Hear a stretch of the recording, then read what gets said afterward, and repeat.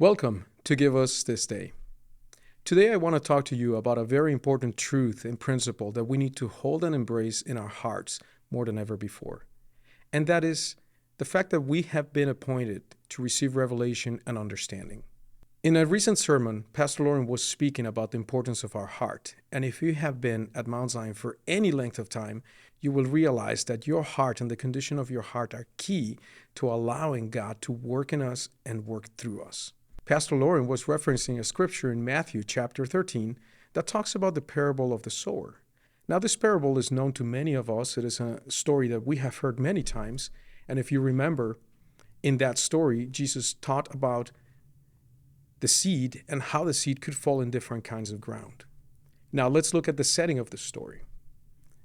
In that setting, Jesus was speaking to the multitudes. And when he was talking to the multitudes, many of them perhaps followed because they were hungry. Some of them followed because they were looking for healing. Some of them perhaps followed because they wanted to hear him teach and hear what he was speaking about.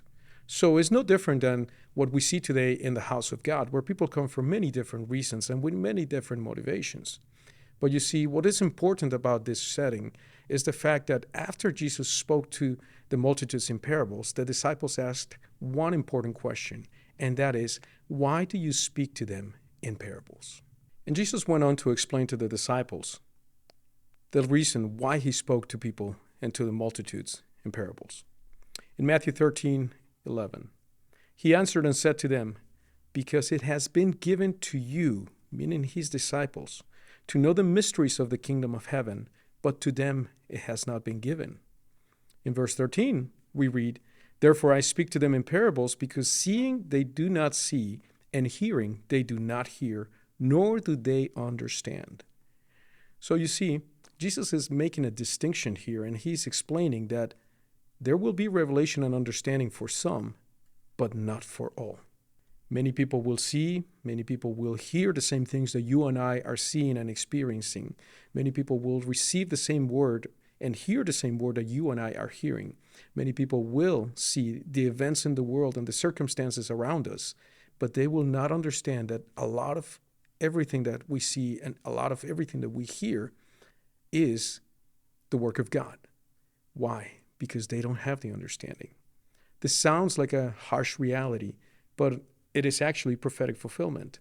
In verse 14, Jesus explains and tells them, and in them the prophecy of Isaiah is fulfilled, which says, hearing you will hear and shall not understand, and seeing you will see and not perceive.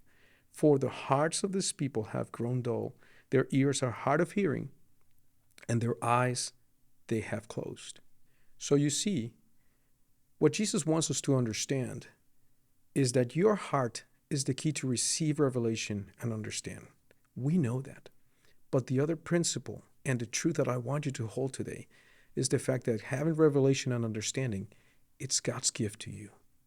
You have been chosen, just as Jesus chose his disciples and told them that it had been given to them. You see, it was a gift to them that they were chosen, that they were appointed for such a time. And today, you and I have the same gift from God, that we have the opportunity to hear and receive understanding, that we have the opportunity to see the things that are happening around our world and have the perception and the revelation that God is at work in everything that we see. So what do we do with such a precious gift from God today?